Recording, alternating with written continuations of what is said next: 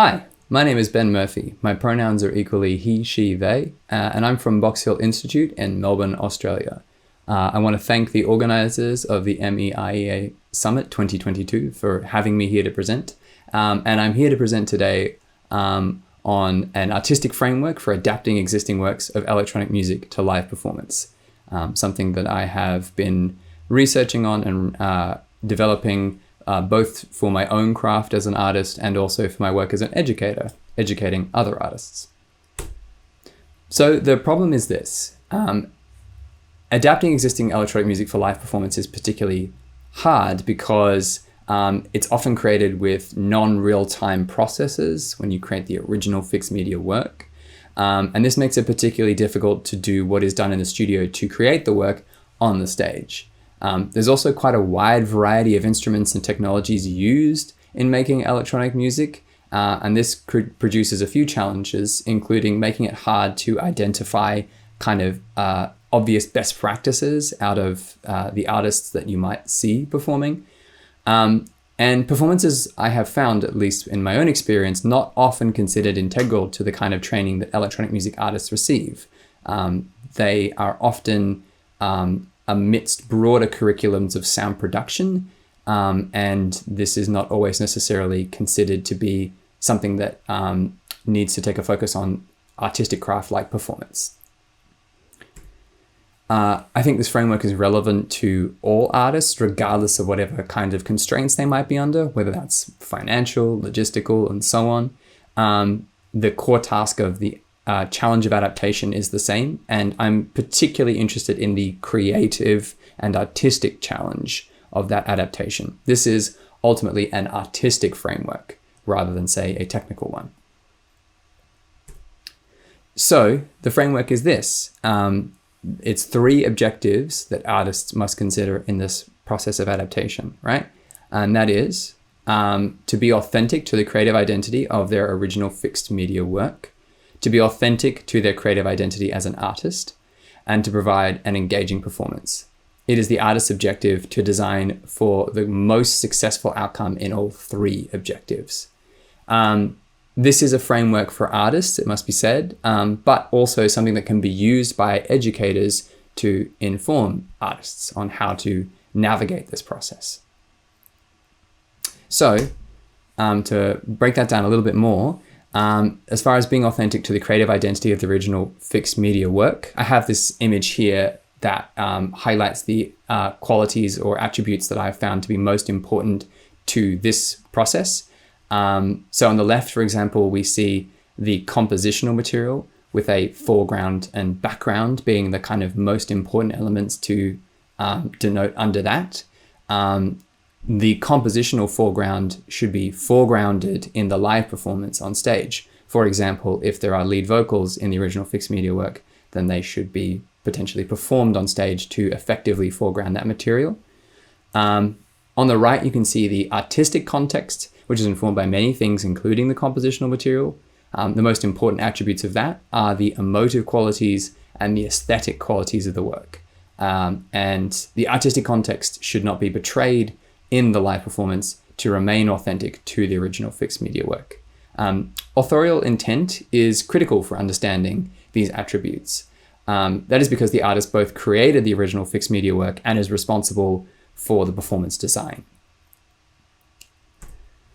It's also expected that these attributes would be very deliberately sort of designed by the artist and wish to be maintained in the live performance.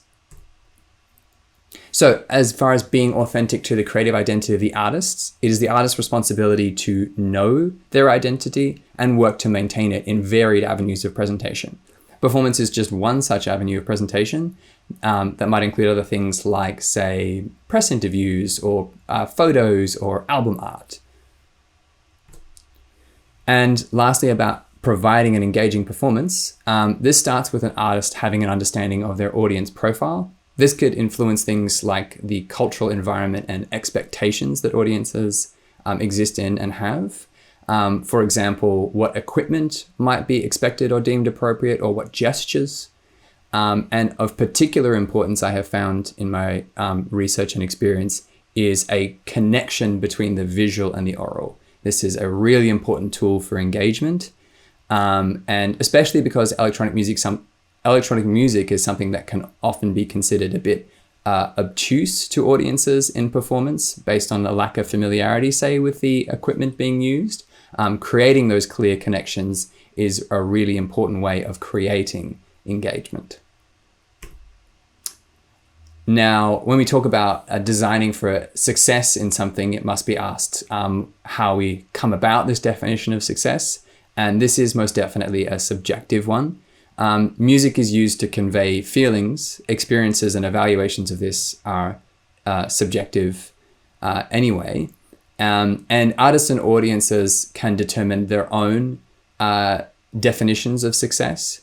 However, it's only the artist that is in control of the performance design and execution. So this is, of course, a framework for artists and hence for their definition of success.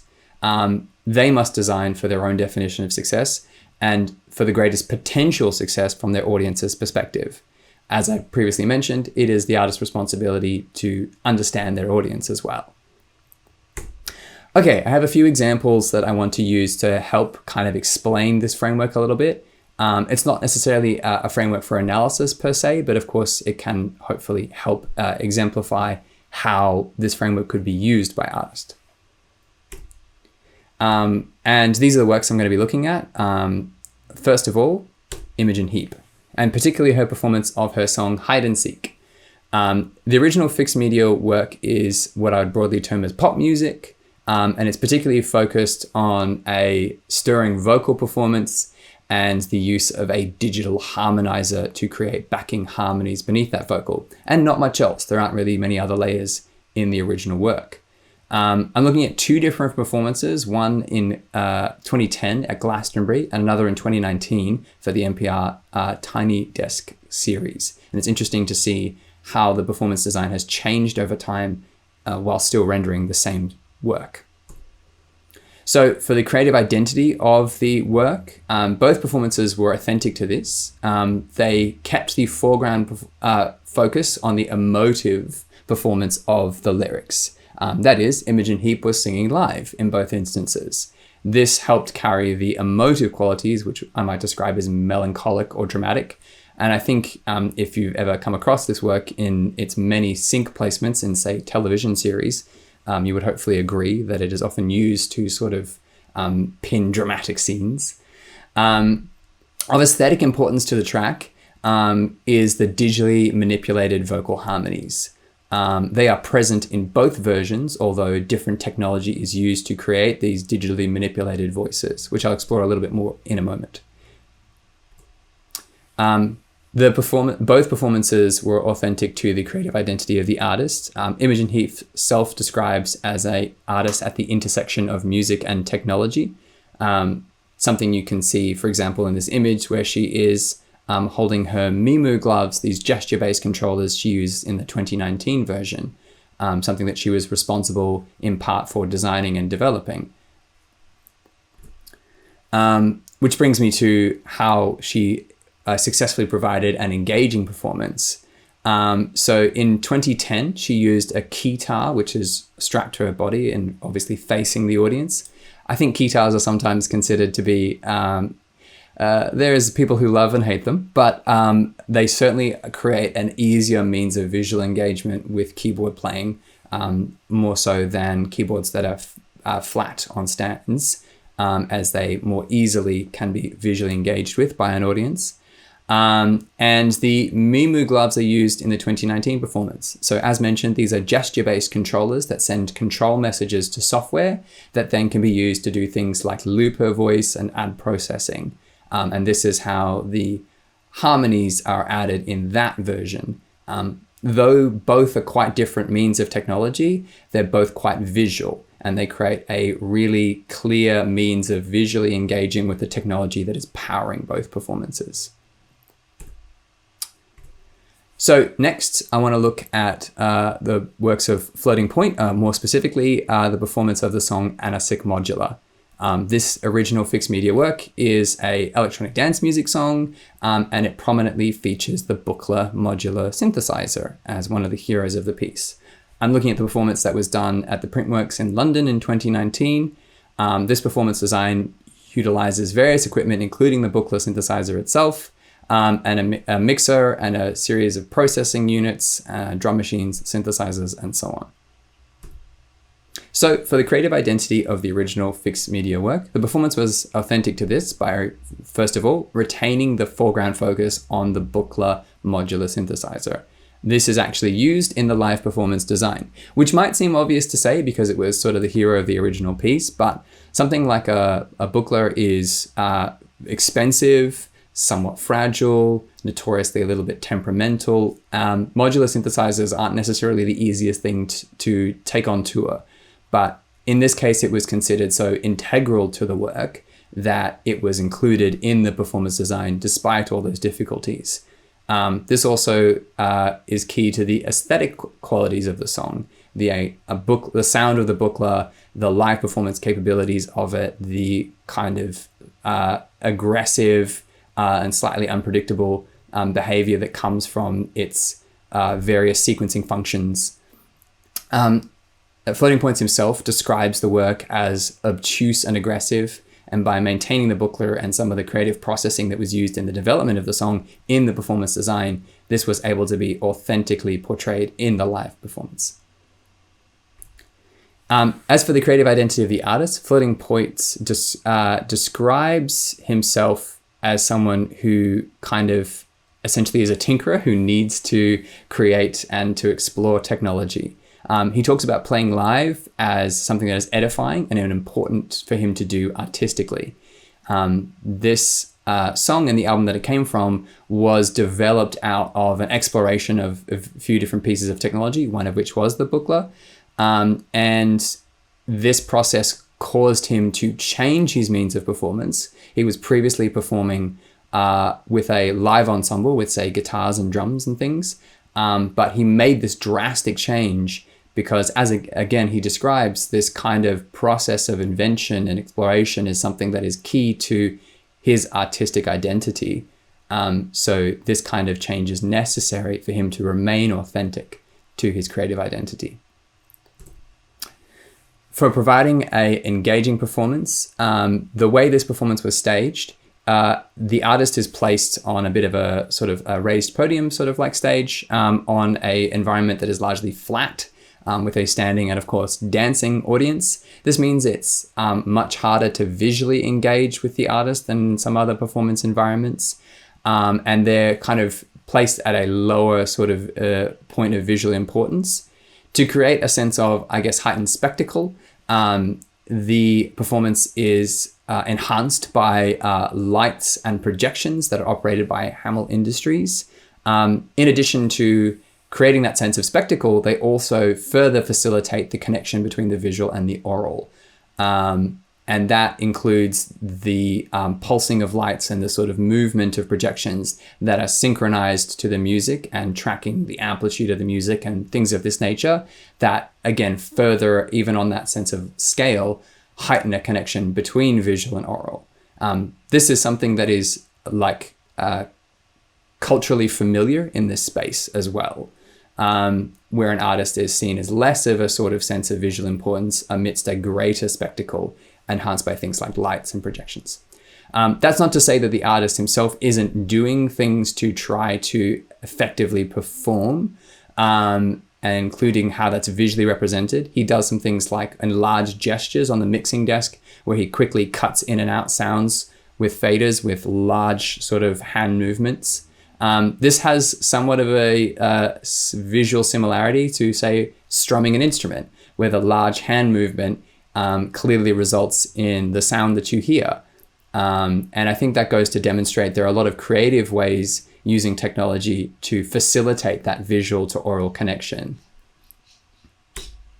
Lastly, I wanted to include the example of The Sleeping Giants, which is my own outfit with my collaborator Alex Gooding here, to offer a bit of personal perspective as well as a slightly different type of performance.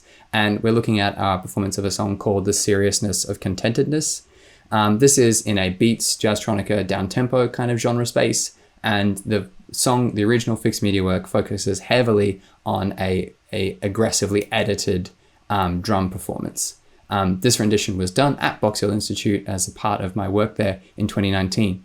It was performed as a duo with myself on push-2 controllers doing the kind of electronics and Alex on drums. So for the creative identity of the original work, the performance was authentic to this by maintaining the foreground focus, which is on the extensively edited and layered drum kit performance. It's this sense of kind of like the obviously unnatural created through aggressive editings. That's kind of one of the focal points of the piece. This was done live by having me spontaneously trigger phrases on the sequencing sort of functions of my push-2 controllers, but then layered on top of that, Alex performed more calmer kind of backbeat parts. So in fact, the live performance included even more of that highlight and focus on drum performance. This also ties into the aesthetic importance found in both the original track and the live performance rendition of the merger of acoustic and synthetic, of the natural and the unnatural. So me kind of editing and arranging drum parts, as well as Alex performing live, kind of as another way in which we brought those two worlds together. The emotive importance here was that kind of juxtaposition of contentedness against freneticism, as is kind of evidenced in the title. Again, my performance of the drum parts versus Alex's, kind of representing those two halves, and it's a little bit tongue-in-cheek. So as far as the creative identity of the artist, the performance was authentic to how we see this identity, which is a balance of the influences, the histories, and the cultures of music that we both come from. Alex is from more of a live ensemble background, and I'm of more of a electronic music and studio craft sort of background. We see this work as a kind of conversation of those styles, and this is visually denoted by, in the performance design, we are seated facing one another. The way this is staged, which is a little bit hard to see in these images because the background's quite dark, but we are performing in the round. So we're in the center of the room and the audience is walking around us. And they're able to place themselves where they choose and engage with visually various aspects of the performance as they so choose. The lights on my controller illuminated me. And so to give Alex a equal kind of visual highlight of him and his equipment, a light is affixed to his drum stands that then shines down on the drums and reflects back up upon him. So we're both kind of equally visually highlighted there. So I don't have enough time, of course, unfortunately, to dig into all of the things I might like to talk about, but I wanted to highlight just a few notable points of comparison between these examples. I think there is a great deal of importance that should be placed on understanding the compositional foreground of the fixed media work when doing this process of adaptation, because successfully maintaining that in a live performance seems to bring about many other boons with it. This, for example, often brings about effectively maintaining the emotive and aesthetic qualities as well. For example, with Imogen Heap, the emotive performance of the lyrics and text as the foreground was something that kind of carried both the foreground and the emotive quality. And live performance can also even arguably enhance the foreground, as with the Sleeping Giants, where the foreground was on edited drum parts. You got essentially even more creative arrangement of drums in the live performance version. Something that I found to be particularly interesting about examining the creative identity of electronic music artists is the way in which many of them place an importance on exploring technology, tinkering, refining, and reinventing what they do. For example, Imogen Heap developed the Mimu gloves to change her means of live performance. Floating points shifted from a live ensemble to a solo performance design. The way that electronic music artists tend to change their live performance design over time might be key to actually remaining authentic to the creative identities, as they see themselves often as tinkerers and sort of inventors and creators. With the visual to oral correlation, there are many different ways of achieving it, which has been explored and kind of listed here. but each clearly addressed that visual to oral correlation. So even through varied means, they all brought that about in some way, creating that correlation. And this is something that, again, I see as really key to performance designs for electronic music artists. Of course, there are many things that are different about each of these performances, inclusive of the genre, style, audience size, location, the means of visual engagement, the technology, and so on. But the similarities are, I think, essentially the three objectives of the framework. That is, providing clear attention to the creative identity of the work, of themselves as artists, for each artist, that is, and providing an engaging performance for the audience. Thank you. That's all I have time for here. I understand there might be a Q&A after this. And in general, I look forward to virtually at least meeting you all and engaging with all the other presentations at the summit. Thank you very much.